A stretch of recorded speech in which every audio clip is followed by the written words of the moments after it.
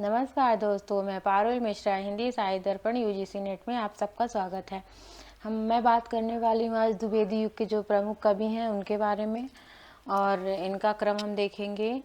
तो महावीर प्रसाद द्विवेदी हैं। यहाँ पे देखिए, यहाँ पे मैंने कुछ पिक ऐड की है। तो ये मैथिली शरण गुप्त जी हैं, महावीर प्रसाद हरिऔध हैं, ये हरिऔध हैं।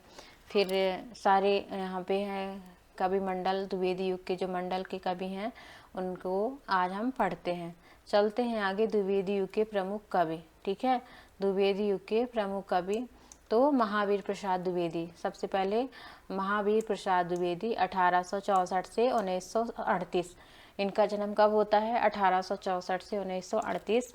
महावीर प्रसाद द्विवेदी। श्रीधर पाठक 1859 से 1928 में इनकी मृत्यु होती है। तो ये बहुत इंपॉर्टेंट है। स्वच्छंदतावाद के जनक श्रीधर पाठक 1859, ठीक है, 1859 श्रीधर पाठक। फिर आते हैं नाथूराम शर्मा शंकर जी 1959 में आते हैं। तो पाठक जी और शंकर एक साथ। नाथूराम शर्मा शंकर का गर्भरंडा रहस्य बहुत इंपॉर्टेंट है, तो फिर उसके बारे में हम बाद में देखेंगे। यहाँ पे अभी कवियों का क्रम देख रहे हैं। तो नाथूराम शर्मा शंकर का 1859, ठीक है, और 32 में इनकी मृत्यु होती है। तो इतना याद रखिए कि श्रीधर पाठक और नाथूराम शर्मा शंकर 1859। ओके। अयोध्या सिंह उपाध्याय हरिऔध जी 1865 में आते हैं, है ना। 1865 में कौन आ रहा है? हरिऔध जी, है ना, हरिऔध जी। और उधर बाल मुकुंद गुप्त भी 1865 में आते हैं। तो बाल मुकुंद गुप्त भारतेंदु युग के हैं और द्विवेदी युग के हरिऔध हैं। हरिऔध जी किस युग के हैं? ये क्वेश्चन आएगा तो आप बताएंगे, आप लिखेंगे 1865 इनका जन्म, द्विवेदी युग के हैं, हरिऔध, है ना। प्रिय प्रवास इनकी रचना है हरिऔध की, है ना। मैथिली शरण गुप्त 1886, मैथिली शरण गुप्त 1886 बहुत इंपॉर्टेंट है। फिर 86 में जब गुप्त जी आते हैं तो 89 में माखनलाल चतुर्वेदी आते हैं, ठीक है।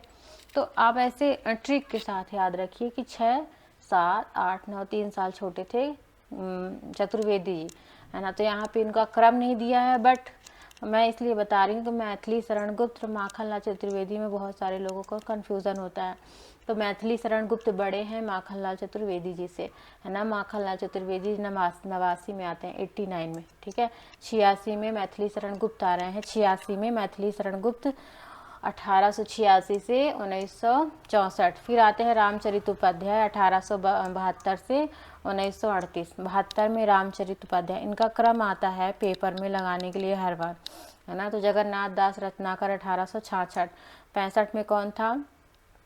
65 में कौन था? तो हरिऔध थे। 66 में जो जगन्नाथ दास रत्नाकर, इनका इम्पोर्टेंट है क्योंकि रत्नाकर का हरिऔध का क्रम पूछा जाता है ना। फिर आते हैं राम नरेश त्रिपाठी 1891, है ना। 91 में राम नरेश त्रिपाठी आते हैं, ठीक है। 1891 राम नरेश त्रिपाठी, 1891 से 1963 इनकी मृत्यु होती है, 1963 में।